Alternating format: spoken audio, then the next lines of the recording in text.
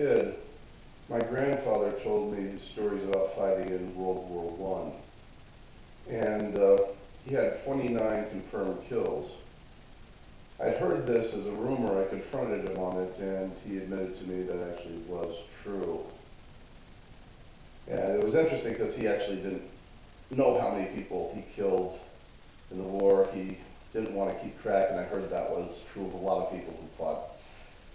But he had 29 confirmed kills, and he was a trench raider, and he got them with a trench knife and a trench club.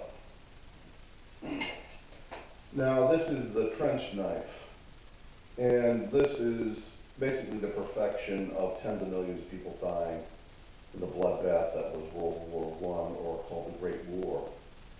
Now, as you can see, metal stud at the bottom, brass knuckles you can hit them with, and a double-edged knife. I mean, this thing is just scary looking to look at least just seeing someone holding this in their hand is enough to make you think you want to go in the other direction. Now, he also used a trench club.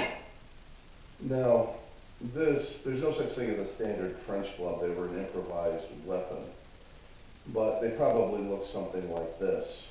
They were typically about 1.5 to a foot long.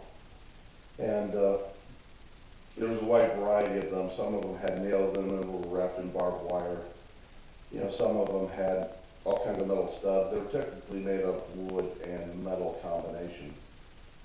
This trench club that I made here, this is the way I would want to make it, because this is cheap and fairly easy to mass produce.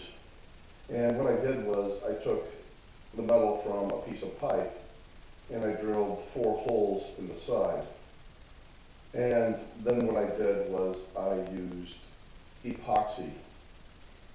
And the reason I used epoxy instead of something like Gorilla Glue, because epoxy is pound for pound stronger than steel, and it gives somewhat. And that's important in a bashing weapon like a trench club. Also, what I did was I drilled 4 holes, and I put screws in the holes. I couldn't fit the screw into one of the holes, so I just put a nail in here.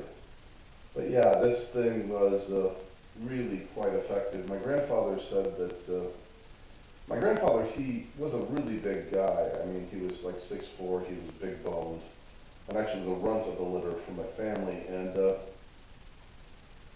he said that the key for him was being aggressive and being mean in a fight. He said that a lot of people, when they were in this fight, they would hesitate to cross that line and kill another person.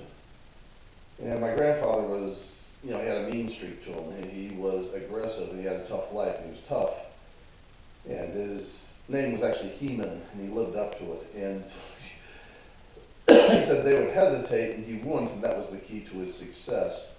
You know, and he said he preferred the trench club over the trench knife. He said he'd hit them once in the head with this. He said they were done. It was all over after that. He said even if he hit them in the helmet, he said that, you know, they could break their neck or scramble their brains. They were finished. You know, and he said he only had 1 kill with the trench knife.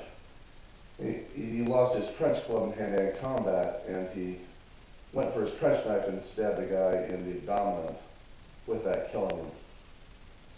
So, 28 kills with the trench club, 1 kill with the trench knife.